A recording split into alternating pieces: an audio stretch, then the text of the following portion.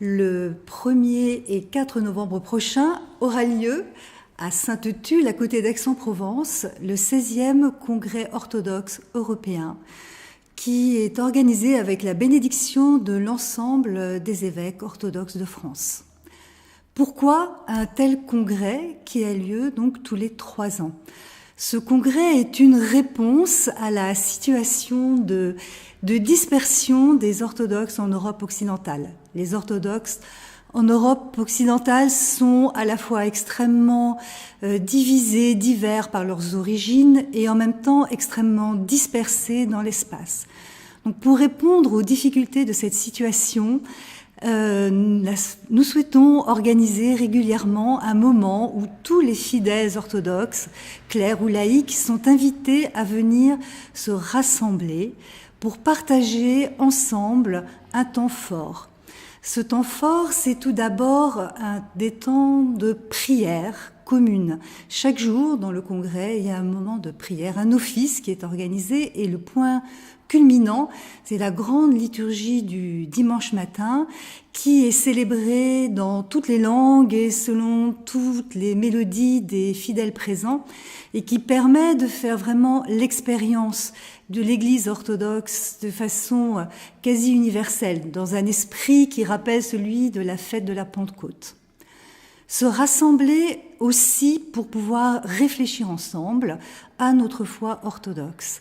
Et le thème choisi cette année pour ce congrès, c'est l'appel du Christ dans les Actes des Apôtres et vous serez mes témoins. Cet appel qui résonne toujours pour nous au futur. Comment pouvons-nous être les témoins de notre foi, faire rayonner notre foi dans la société qui nous entoure?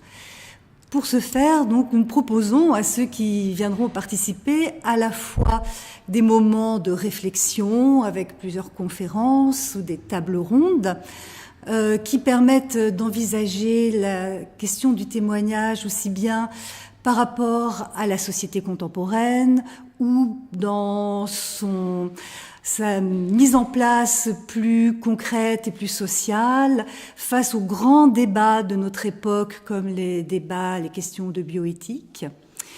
Mais il n'y a pas que ces moments d'écoute, de grande voix.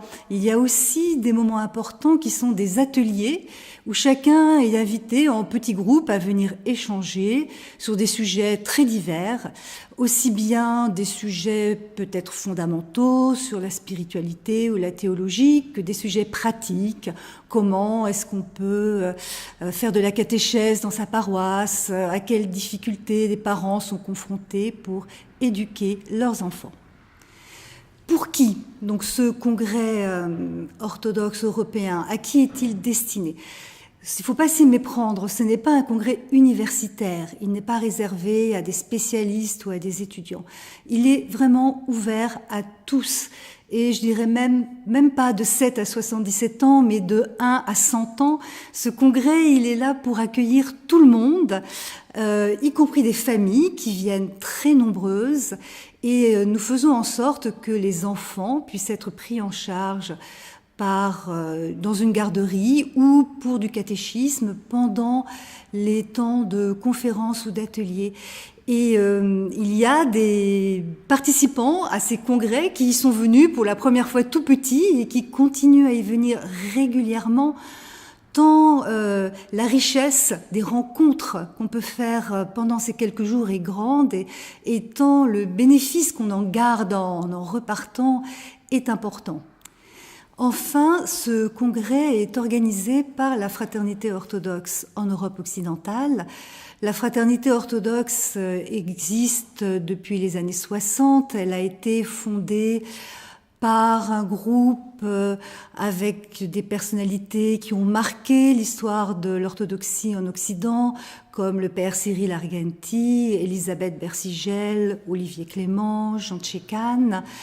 Et leur souci à l'origine, qui est toujours le nôtre aujourd'hui, c'est de permettre aux orthodoxes de se connaître mutuellement, de se rencontrer et de faire l'expérience de leur foi orthodoxe commune.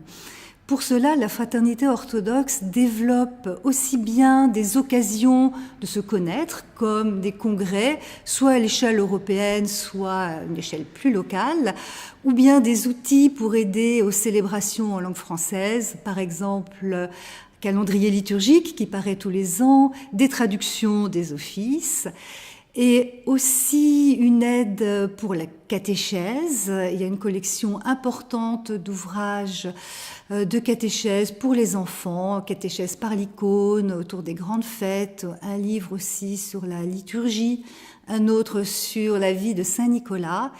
Et enfin, la fraternité, c'est aussi un lieu de réflexion théologique, dont l'expression est la revue Contact, qui est une des rares revues de théologie orthodoxe en langue française. Pour toutes ces raisons, tous ceux qui sont proches de la fraternité donnent de leur temps, de leur énergie, de façon tout à fait bénévole pour organiser ces congrès. Nous vous invitons à venir pour pouvoir vous aussi partager ces moments tout à fait exceptionnels. Et nous vous invitons donc à vous inscrire le plus vite possible, ce qui vous assurera d'avoir une place et ce qui facilitera grandement l'équipe du sud de la France qui porte sur ses épaules l'organisation de cet événement.